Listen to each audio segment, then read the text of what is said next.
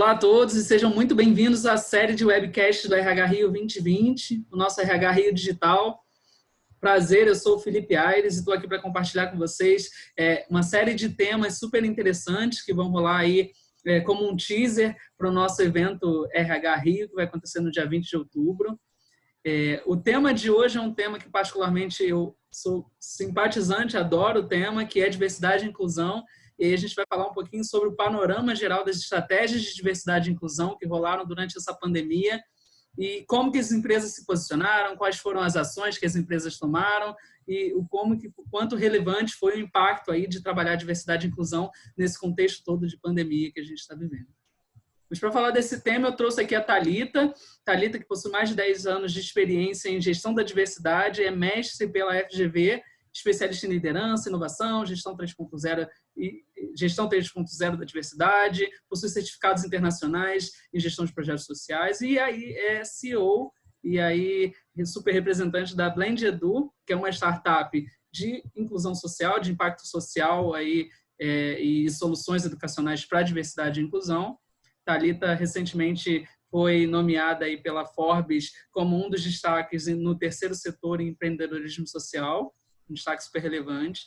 E, Thalita, passo a pergunta para você. Como é que ficou aí o tema diversidade e inclusão durante essa pandemia que a gente está vivendo e o que as empresas fizeram para transformar essa gestão da diversidade e inclusão num assunto relevante de impacto para as organizações? Não, maravilha. Primeiro, agradecer, né, Felipe e toda a equipe da BRH por ter me convidado também para esse esquenta do RH Rio, todas as adaptações que vocês tiveram que fazer diante dessa pandemia. E também vou estar com vocês no evento, né, no dia oficial que vai rolar a programação. Então, estou muito animada de estar aqui com vocês. Vou compartilhar aqui um conteúdo bem bacana na minha tela para a gente poder acompanhar um pouco de algumas descobertas que a gente fez, né, durante algumas pesquisas agora no iniciozinho da pandemia. Vou trazer aqui alguns insights em primeira mão e compartilhar eles com todos vocês. Bem, o Felipe já me apresentou aí super bem, não vou ser redundante, mas eu gosto de fazer também minha audiodescrição, né, que é um recurso de acessibilidade, até porque nem todo mundo está assistindo aqui esse esquenta, né, esse conteúdo que a gente preparou. Pode ser que tenha alguém com algum tipo de deficiência visual ou baixa visão. Então, gosto de falar, né, que, bem, eu sou a Thalita Gelensky, tenho 31 anos, eu sou uma mulher cisgênero, branca, lésbica, sou aí da geração Y, né, por ter 31 anos, e sou a fundadora da Blend Edu. Estou aqui com vocês, né, tenho um cabelo que fica mais ou menos na altura do meu ombro, castanho claro, com luzes louras, eu estou com uma blusa que é rosa, meio roxo, ali um rosa fúcsia, e atrás de mim tem uma imagem aí de fundo de promoção do RH Rio, aqui com a identidade visual do evento, em tons de verde, bem colorido, verde com alguns detalhezinhos em roxo, rosa, amarelo e azul claro. E aí, assim, acho que o interessante de comentar, né, é que eu tive um privilégio de começar a trabalhar com diversidade quando tudo estava ainda muito no início aqui no Brasil, né? Eu brinco que era tudo mato, né? Então, poucas empresas falavam lá em 2010, 2011, pouquíssimas empresas falavam sobre esse assunto. E hoje, se já é uma novidade, imagina nessa época, né? Então, tive a chance de aprender na prática, de aprender também, né, pela parte da teoria. Então, fiz um mestrado, fiz um MBA, sempre estudando e aprofundando sobre esse assunto.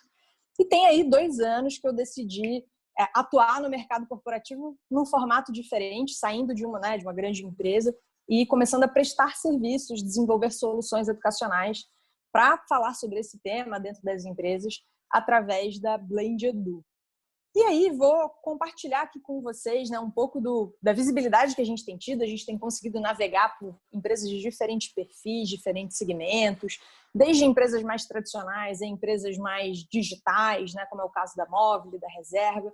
Mas a gente tem construído um trabalho muito bacana com empresas como TIM, Prudential, Tecnip FMC, Ipiranga, Globo. Então, tem conseguido navegar bastante por diferentes estilos e culturas de organizações. E aproveitando essa conexão que a gente tem com o mercado, a gente decidiu, né, em abril desse ano, quando começou ali a pandemia, né, de forma mais intensa, né, já no início de março, a gente resolveu, então, desenvolver uma pesquisa para contribuir com o ecossistema e trazer um conhecimento para que os programas de diversidade não morressem, né, apesar do isolamento social. Então, a gente resolveu fazer uma pesquisa de benchmarking, não só para mapear o panorama de como as empresas estão desenhando as suas estratégias de diversidade de uma forma geral, como também entender quais foram os impactos da Covid-19 nessas estratégias. A gente desenvolveu, né, fez essa pesquisa, como eu comentei ali, entre abril e maio desse ano, e a gente teve mais de 40 organizações, né, no total acho que foram cerca de 45 que participaram, e quem respondeu foi o líder ou a líder de diversidade dessa organização. Então a gente contou aí com várias empresas diferentes, né? Então teve aí Vale, Roche, Natura, Ambev, Carrefour, Vivo, TIM, Prudential, Mercado Livre, P&G, Resultados Digitais, Quinto Andar, Isinvest. Então, acho que teve uma variedade muito bacana de empresas que trouxeram inputs, acho que de forma muito, muito generosa, elas compartilharem essas informações em prol, né, acho que de um conhecimento coletivo. E eu trouxe aqui alguns highlights dessa pesquisa em primeira mão aqui para vocês acompanharem. E, obviamente, no final vocês podem baixar o relatório completo, vou disponibilizar o link para vocês. Bem, o primeiro ponto que a gente começou perguntando e explorando sobre as estratégias de diversidade foi um pouco de qual que é o objetivo principal desse programa dentro da organização. E o que a gente notou, né? Que o maior percentual, assim, esmagador, foram respondentes, né, os líderes de diversidade, dizendo que o principal objetivo é engajar os colaboradores na criação de uma cultura inclusiva. Então, a gente vê que esse tema está muito ligado a uma transformação cultural na organização. Em segundo lugar, a gente tem ali, né, um objetivo focado em atração, gestão de talentos, né, retenção de talentos. E, em terceiro lugar, potencializar resultados do negócio.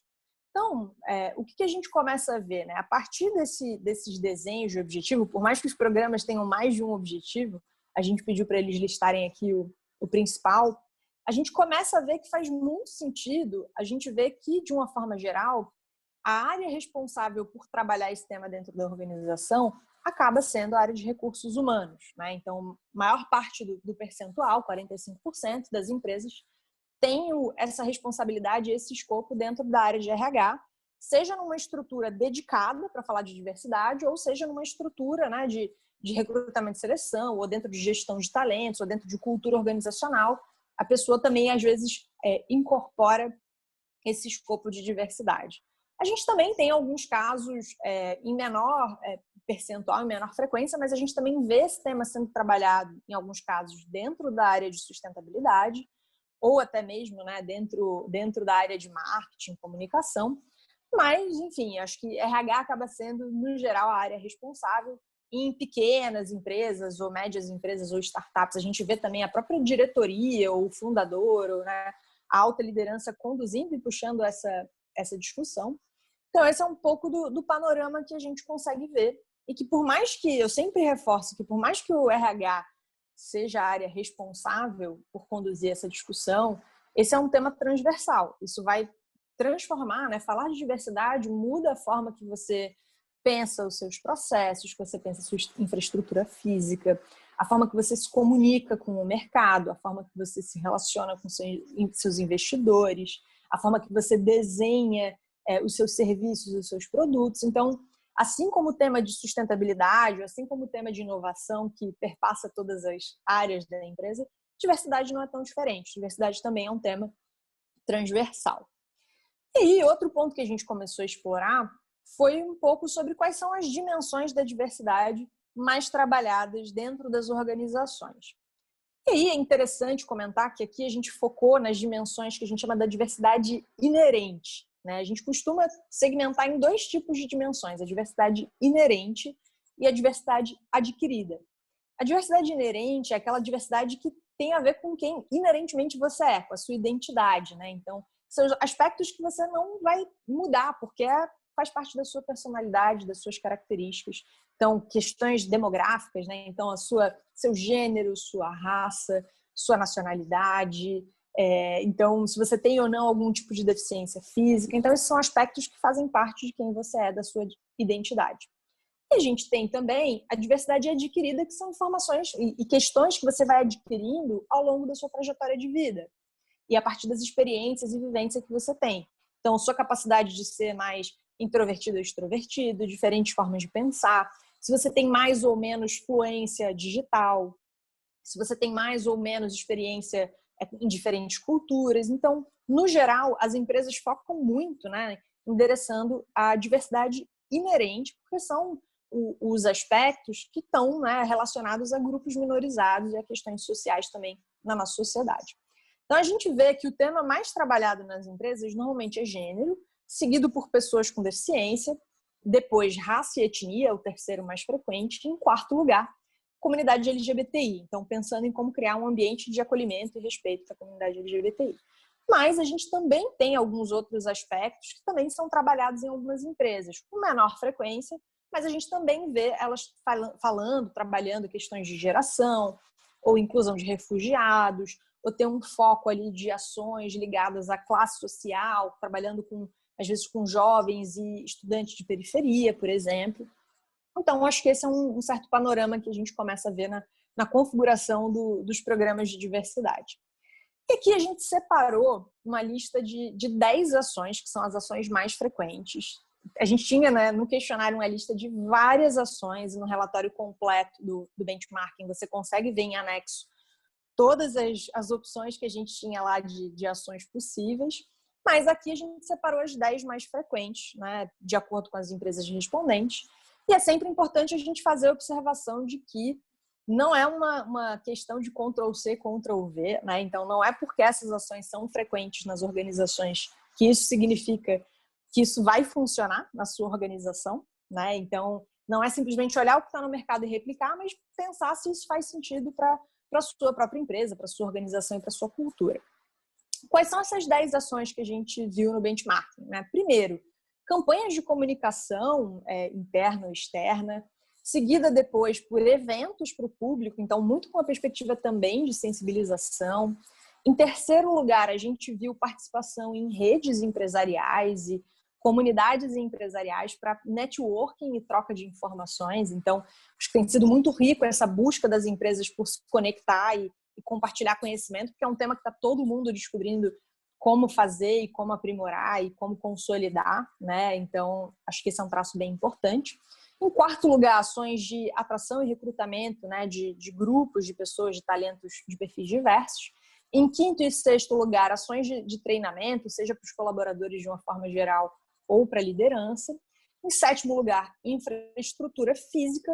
Oitavo lugar, canais de denúncia e de ouvidoria. Então, muito preocupado em criar um canal para os colaboradores poderem reportar algum tipo de desvio ou de situação de preconceito, de assédio. Em nono lugar, a gente tem grupos de afinidade, né, que são grupos que são estruturados formalmente pela empresa e que os colaboradores podem participar de forma voluntária, independente de qual área, de qual nível. Então, é uma forma também de dar um senso de identidade, de comunidade para o programa.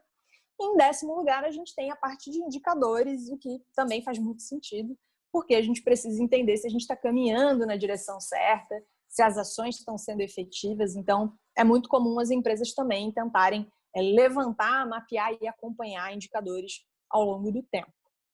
Então, acho que esse é um panorama também bem interessante que a gente começa a ver de como as empresas têm se organizado na sua estratégia de diversidade. E aí a gente começou a entrar numa sessão mais específica sobre os impactos da Covid-19 nesses programas.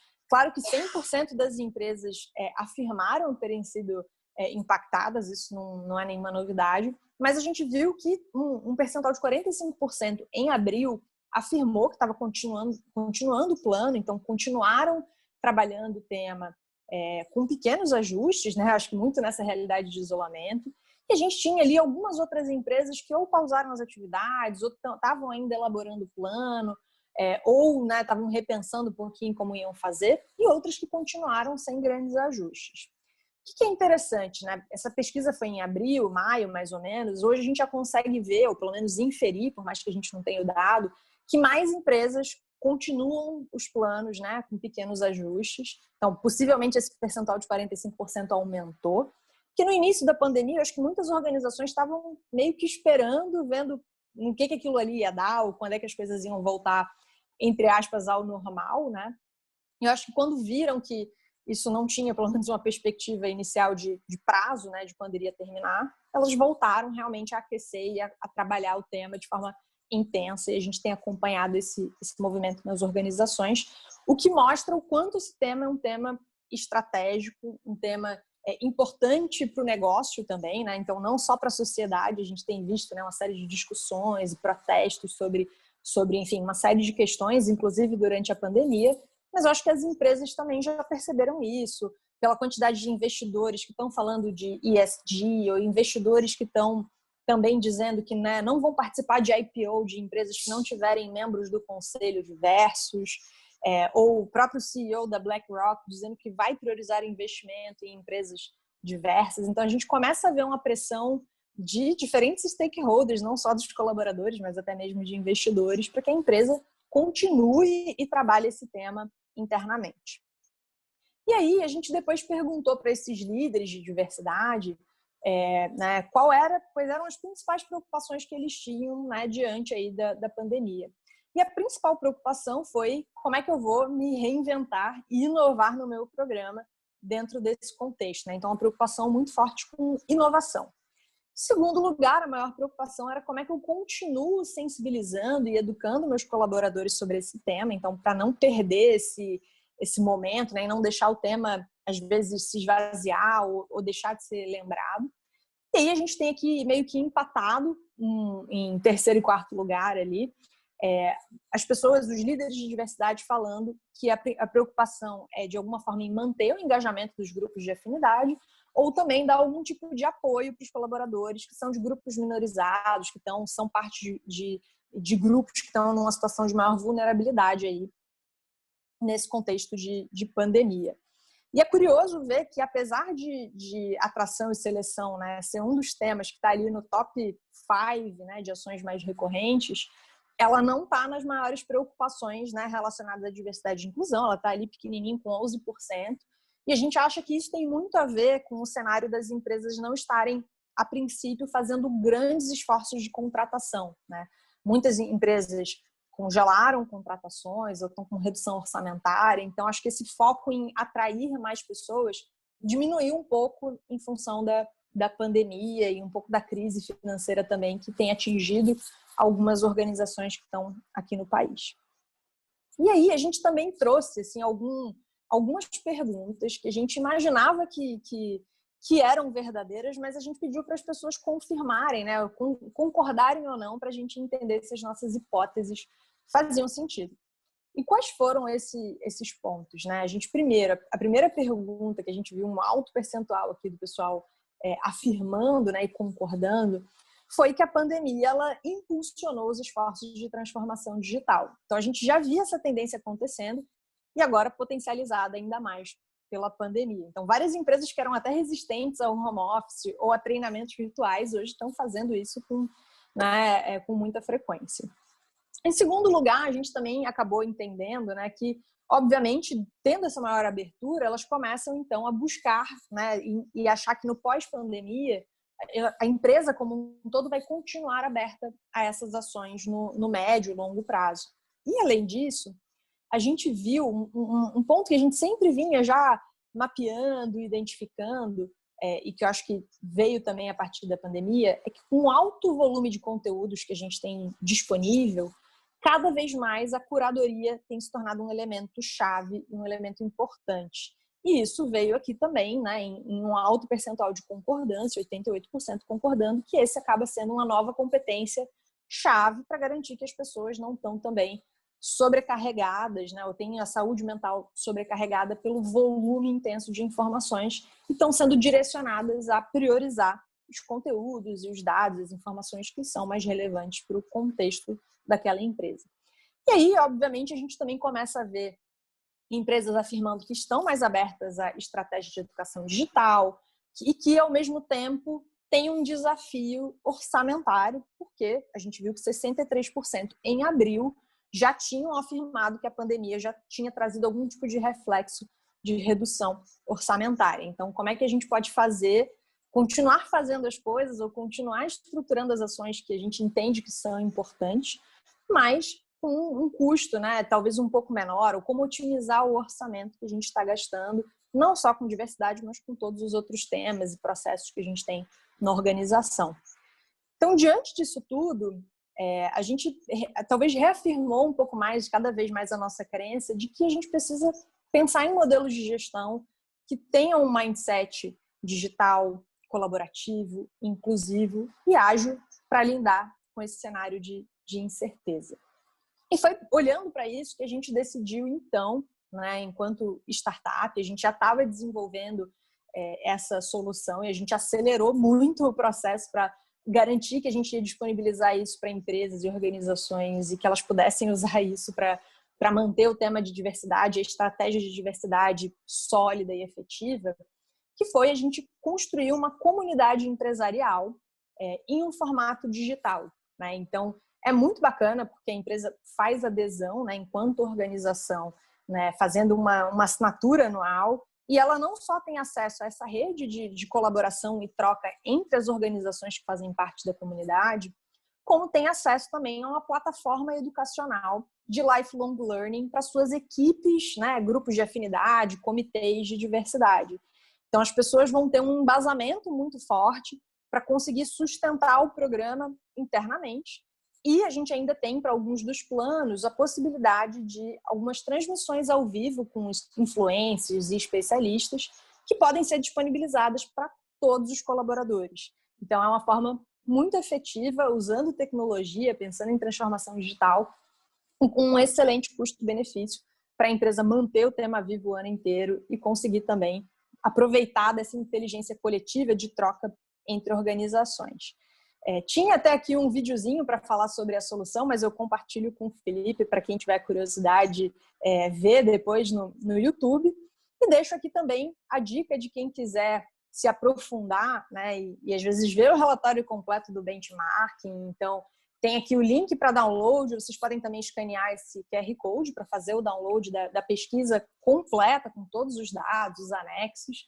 E quem também quiser ver ali um e-book que a gente lançou recentemente sobre a importância da diversidade, também pode fazer um download por meio desse link, desse QR Code, para ter cada vez mais argumentos, né, para defender como esse é um tema estratégico, como esse é um tema relevante, não só para iniciar, né, às vezes, um programa de diversidade na sua organização, ou sustentar ele, consolidar ele internamente, independente se a gente estiver passando por um cenário de crise ou não.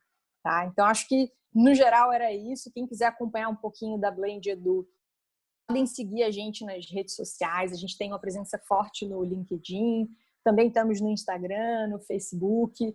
O nosso site tem muito conteúdo bacana no nosso blog, tem um toolkit que ajuda também as pessoas a baixarem e verem alguns modelos, alguns canvas, alguns e-books que podem te ajudar também com conhecimento extremamente valioso, né? Então, quem quiser acessar o nosso site é www.blend-edu.com. Então, ficam aí essas dicas.